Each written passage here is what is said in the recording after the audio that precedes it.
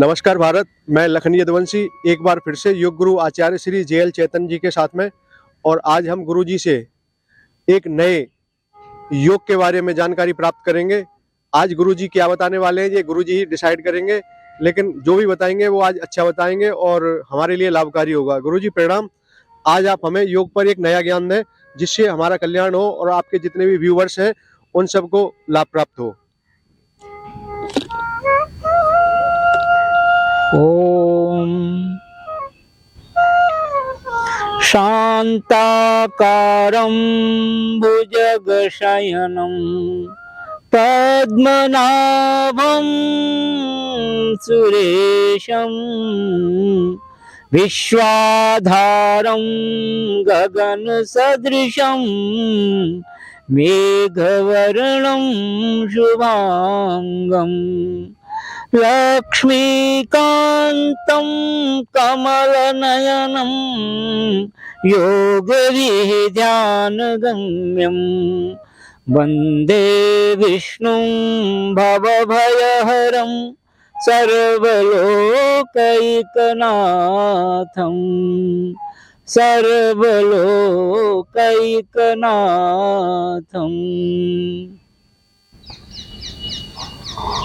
आप सभी साधकों का हार्दिक अभिनंदन है। आप सब पर भगवत कृपा बनी रहे। आप योग के नित्य नियमित अभ्यास से जुड़े रहें। योग हमारे जीवन का अभिन्न हिस्सा बना रहे। योग के साथ जीवन आपका बहुत ही आनंदमय होगा और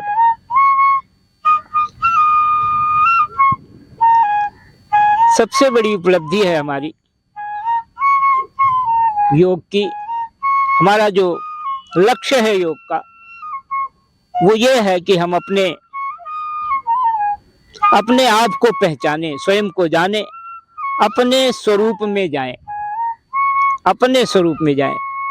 महर्षि पतंजलि ने यही कहा है, तदा दृष्टुम स्वरूपे अवस्थानम, अपने स्वरूप का बोध हो।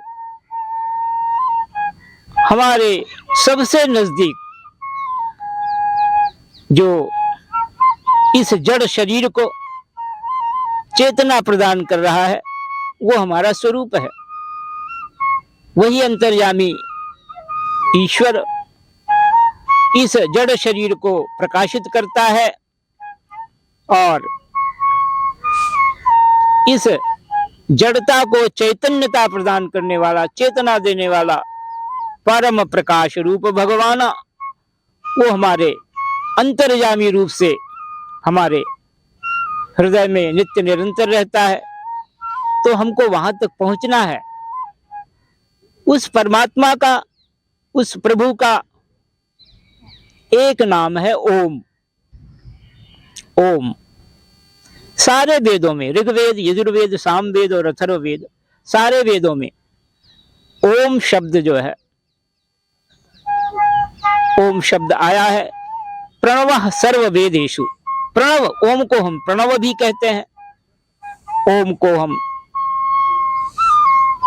और इस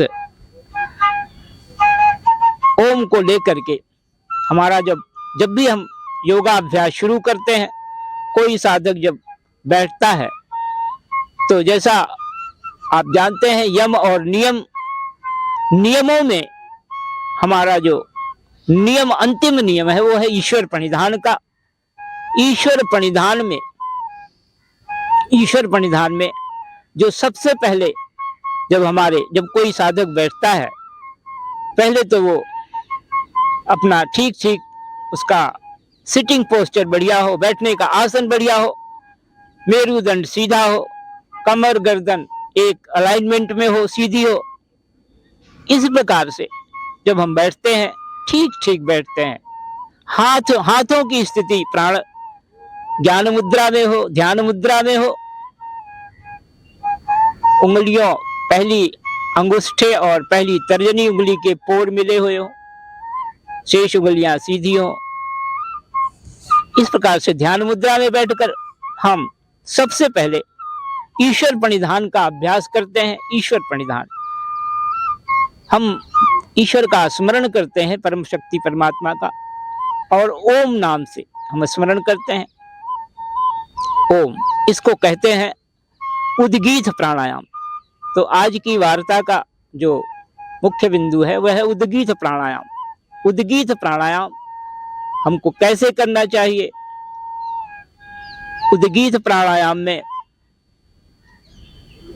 जैसा आपको बताया कि ओम जो है, ओम शब्द जो है उसमें आ, उ और मा, ये 3 अक्षर से मिलकर के ओम बना है।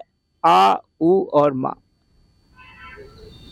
और मैंने आपसे बताया प्रणव सर्व वेद, इसको प्रणव भी कहते हैं और सारे वेदों में है।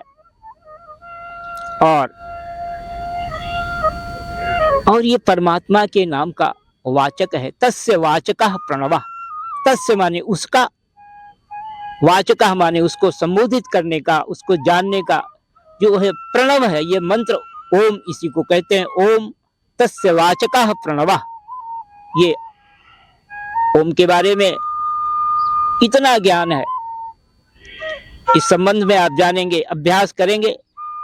जब प्रैक्टिकल आप अभ्यास करते हैं तो इस अभ्यास के द्वारा हमारा पूरा का पूरा जो मस्तिष्क है, पूरा का पूरा, ये इससे इतना स्पंदित होता है, इतना वाइब्रेट करता है कि कभी भी किसी भी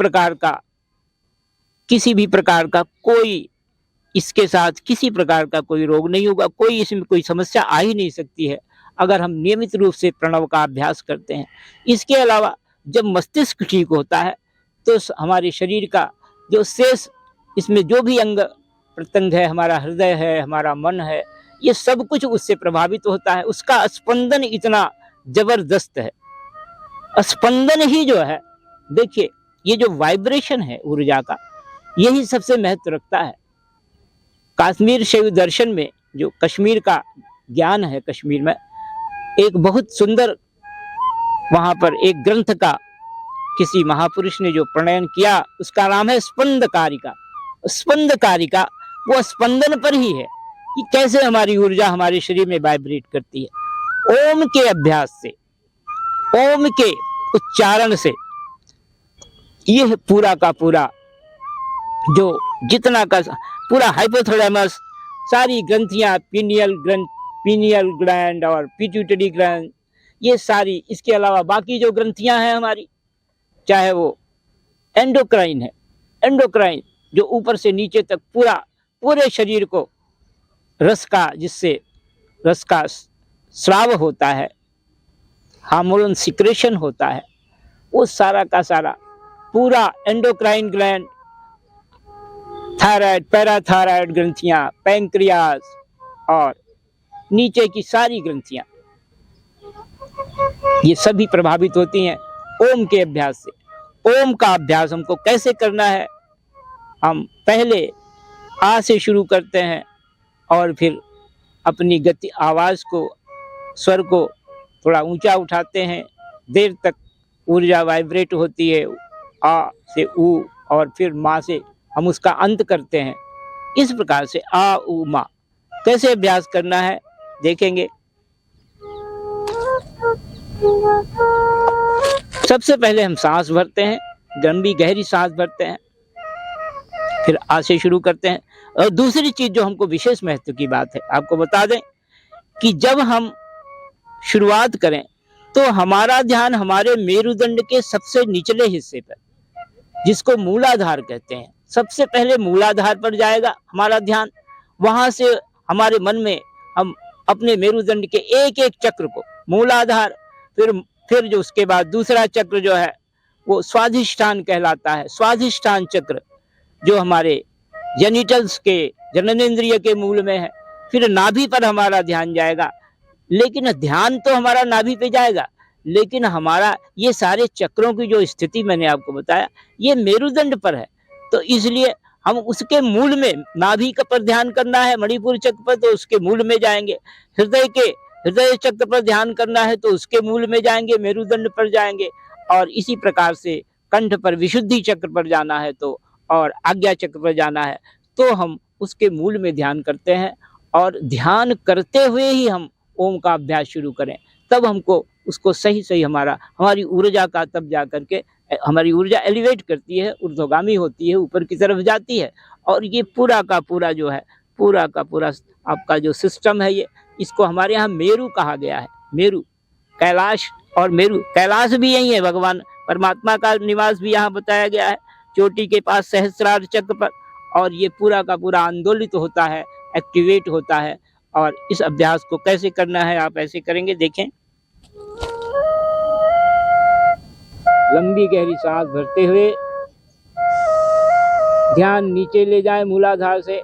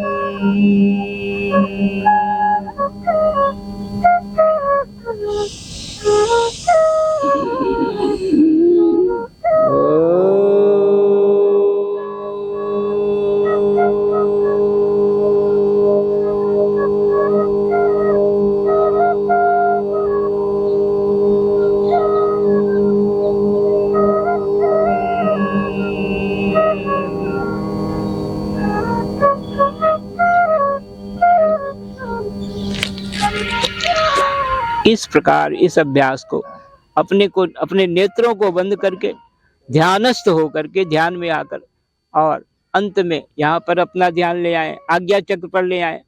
और इस प्रकार से अगर हम इस अभ्यास को कई बार करते हैं तो हमारा पूरा का पूरा शरीर जो है वो एकदम शांत हो जाता है। और हमारा मन जो है यहाँ पर आकर के इस आज्ञा चक्र पर, जिसे हम भ्रूमध्य में है, जो हमारे दोनों भवों के बीच में जो स्थान है, आज्ञा चक्र, जहाँ से हमारा, जिसको हम कहते हैं शिव नेत्र भी कहते हैं, थर्ड आई भी कहते हैं, भगवान शिव का तीसरी आंख भी कहते हैं।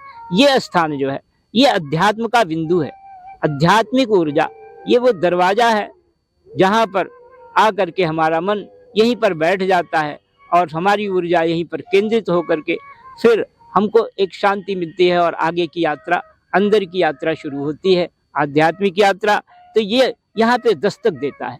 इसके अभ्यास से, निरंतर अभ्यास से हमारी कुंडलिनी भी जागृत हो जाती है, शक्ति का ऊर्ध्वीकरण होता है और हम पूरी तरह से शांत हो जाता है मन।